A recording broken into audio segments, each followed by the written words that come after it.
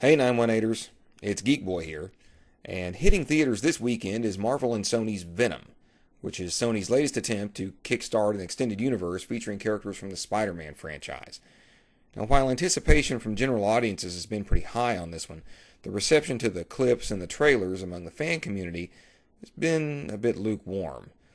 Initial budget figures released for this movie put it in the $65 to $85 million range, but some more recent information that's emerged pegs the cost of the upcoming Spider-Man spinoff to be closer to about $100 million. And to many, the idea of a $100 million movie about one of Spider-Man's most prominent villains that doesn't really feature Spider-Man, seems kind of dubious. For a lot of us, it'd be like doing a movie about the Joker with no Batman in it. And hold on, what? Oh, they're doing that. That's a thing. We've really got, we got a Joker movie. It kind of blows the rest of my intro. I don't know who thought. Hell with it. Talking Geek starts now. Start the music.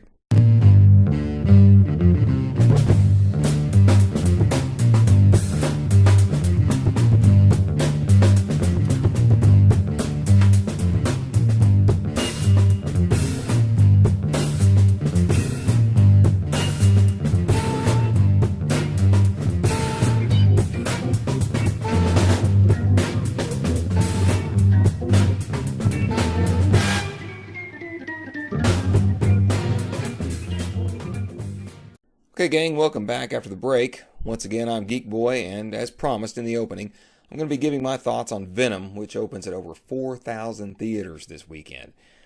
However, before I do that, I need to discuss a couple of things in an attempt to kind of provide some context for this review. First thing, Venom is not a film I was actually asking for, much less really looking forward to. Those who've tuned into previous episodes of the Talking Geek will know that I even told Jay the Blues Man that I thought this film was kind of a bad idea. Not that that's ever stopped Hollywood in the past from making films that I didn't think were good ideas, but regardless, it's here now, it's in theaters, and it's part of the genre movie landscape.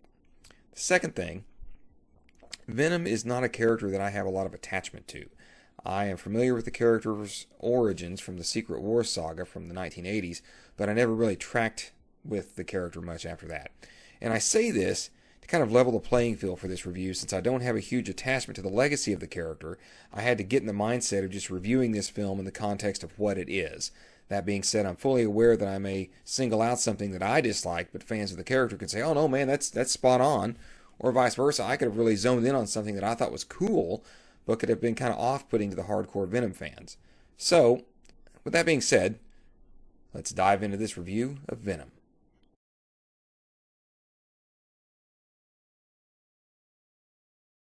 As I stated earlier, I went into this film with lowered expectations, and that's not necessarily a bad thing. There have been plenty of times where I sat in theaters not really expecting much from a film, only to be either completely surprised or at the very least enjoying it a lot more than I anticipated.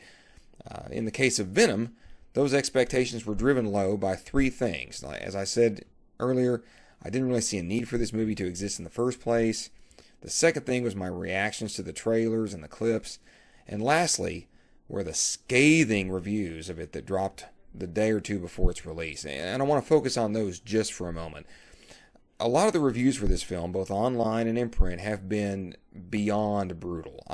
Some of them come across as people who have just already decided in advance that they're going to hate this movie.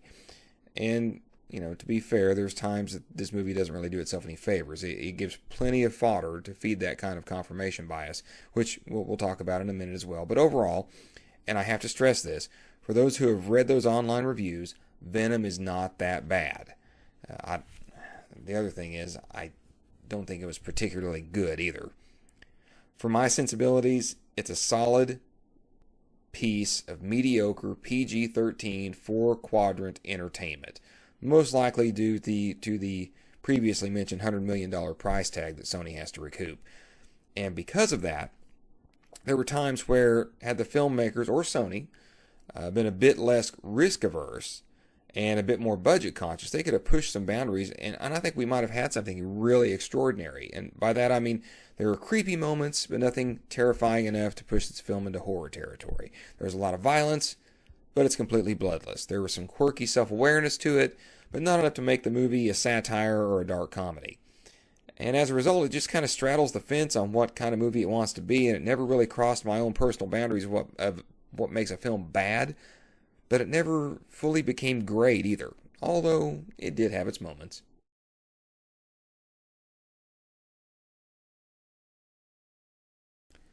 Since I can't really speak too much on how successfully the filmmakers captured the spirit of the Venom character, I'm going to run down the individual things I thought the movie did well, as well as comment on some things I thought where it kind of missed the mark on. Number one, the CGI. For all the grief given to this film, for some of the images in the trailers, I thought the CGI was just fine. The symbiotes look convincing in their little containers, and the times when the tentacles extended out, which I found in the trailer to be kind of off-putting. They actually looked better. They looked like they'd gone back and re-rendered those to make them look more convincing. And Venom as a character, for the most part, is pretty convincing as well. And he looks pretty comic book accurate, with one main exception, which we'll talk about later, and hardcore fans have already picked up on it. Now, as with any CGI-heavy film, whether it be The Matrix, Lord of the Rings, Star Wars, there is always going to be one or two shots that seem to look a bit wonky or a bit off, and Venom has a couple of those, but not near enough to really ding it or criticize it for him. The second thing that I thought really worked were the action set pieces. With the exception of the final battle, I felt like all the action scenes worked extremely well. In particular, the motorcycle chase that's featured in the trailer so heavily, as well as another one that hasn't been shown as much, that features Venom facing off against a SWAT team and the police in a tear gas-filled building. I mean, this thing is very well staged. It's very suspenseful. It looks amazing. Especially the SWAT showdown, because Venom is obscured by the smoke and it's a bit disorienting, which is what the filmmakers were going for, and I think on that one it was particularly well done. The third thing that was really great about this movie was Tom Hardy. Tom Hardy's always been one of my favorite actors. He consistently gives good performances that are appropriate to the material, and sometimes he even elevates the material in some cases. I mean, I think we can all admit he was one of the more watchable things about Star Trek Nemesis. And even though there's times where he does go off the rail a bit, without a doubt, this entire film would have collapsed without Tom Hardy holding it together. I mean, it's obvious he's having a time of his life in this role, and sometimes he comes across as the only actor in the movie who actually cares about giving a good performance. As a result, he does go a bit broad in some places, but even in that, he is always quirky, and he's interesting to watch, and again, at times, he seems like he's the only one really trying to drag this film over the finish line. The fourth thing that really worked for me is a character played by Jenny Slate. She plays a research scientist, Dr. Nora Skirth, who initially works for the main villain, Carlton Drake, but kind of turns into an ally of Eddie after she can no longer stomach the research going on that she's been a part of. Now, Slate's character is probably one of the better written of the secondary characters, but she really digs her teeth into it and really imbues the character with a bit of resolve and empathy that you normally don't see in a minor role in a film like this.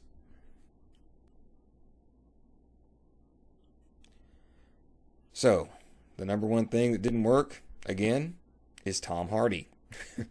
There are times, particularly after Eddie and the symbiote join, that Tom Hardy's performance goes a bit over the top, especially when he's conversing with the symbiote after he's become bonded with him.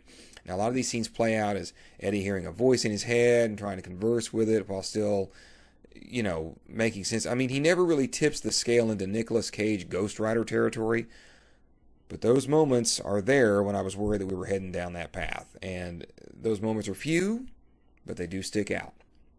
And speaking of the performances, the rest of the cast is another problem. It's pretty obvious that, again, Tom Hardy understands what kind of movie he's making. The rest of the cast almost seems to be phoning in their performances at times. I mean, of these actors, Michelle Williams does the most damage to the film. She plays Eddie's girlfriend / fiancée, Anne, and she gives a wooden, nearly emotionless performance. And that, coupled with her complete lack of chemistry with Tom Hardy, made it hard for me to accept that they were engaged, to be married, much less cared about each other. And this was really disappointing, considering some of the great performances that she's given in movies like The Greatest Showman or All the Money in the World. It was just really surprising to me.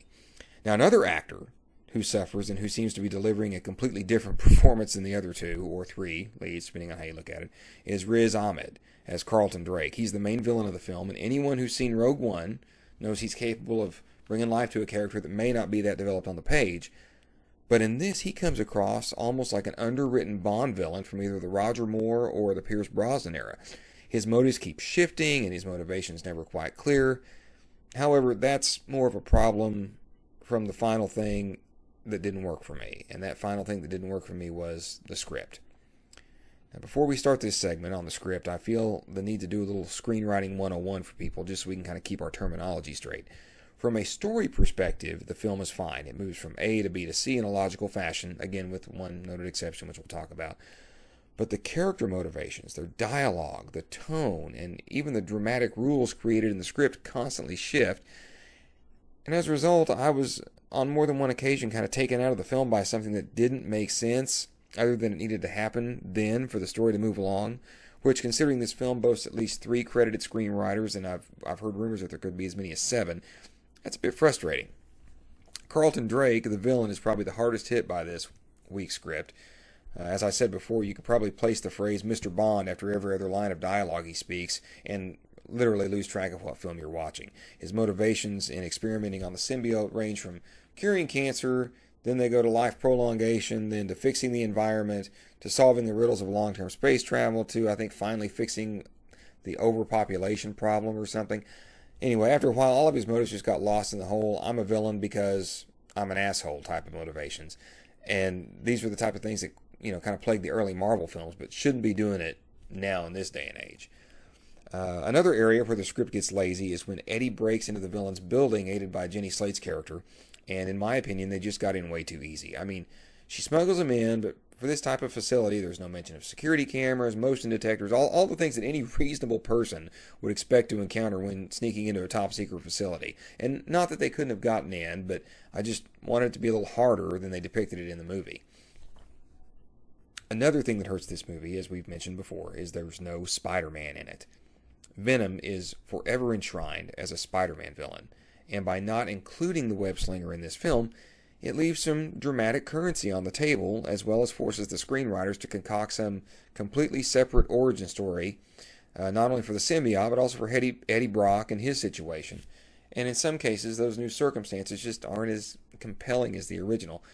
In fact, the one non-comic book accurate aspect of the Venom character is not having the spider on his chest, so in addition to the dramatic circumstances being changed, it forced a slight redesign in the character's look. But the most egregious area that bothered me was the dialogue. The dialogue in this movie at times is atrocious. In fact, it makes me reconsider my criticism of Hardy's performance, since given some of the lines he was asked to say, it makes me wonder how he could have delivered them any other way.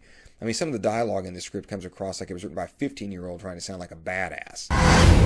We will eat both your arms and then both of your legs, and then we will eat your face right up your head. You will be this armless, legless, faceless thing rolling down the street like a turd in the wind. I mean, I can't think of any place else I could watch a scene where the hero's love interest looks at him wistfully, with as much sincerity as she can muster, and utter the line, "Honey, I'm sorry about Venom."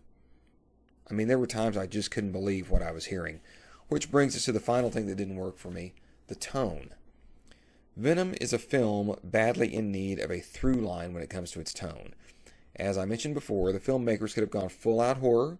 Given the source material, they could have gone the Paul Verhoeven route and done a dark comedy in the vein of RoboCop or Total Recall, or they could have gone full-out action-adventure. Any of these would have been fine, but the script tries to do it all, and it doesn't completely succeed in any of them. All of these issues kind of add up to one thing, and as much as I hate to be a part of the pack mentality, I have to agree with some of the media outlets who've said that this film comes across like a comic book film from a bygone era. If this movie had come out pre-Iron Man, say 2007, it would be on everyone's top 10 game changer list, next to Blade, next to Batman, the Tim Burton one, next to Iron Man. However, with it being released now, in an era where comic book films have become so sophisticated and so nuanced, it can come across as a bit juvenile, belonging alongside Ghost Rider and Daredevil more than those other films. And you know what? That's just kind of too bad. After pointing out all the flaws of this film, it's easy to think that I hated it, but I want to reaffirm that is far from the case. Again, I don't think it's a great film, but it's by no means a terrible one. It has its shortcomings, some of them quite glaring, but those shortcomings are mitigated by the great action scenes, the visual effects, and of course, Tom Hardy. So, in a way, it's kind of a cinematic Sour Patch Kid. It gives you something you like alongside some things you really wish you'd rather not have.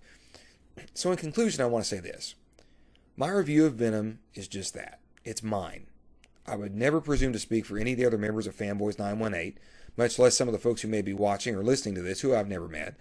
I felt it necessary to say this because after my screening, I encountered a group of guys in the lobby who stopped me and were just on fire about this movie. I mean, they loved it and couldn't wait to see the next one and where the franchise was going to go from here. So remember, film is a very subjective experience, special and different for everyone. And I'd ask that everyone out there take my review under consideration, but by no means should I, or any other critic for that matter, be the deciding factor if you go to see a movie or not.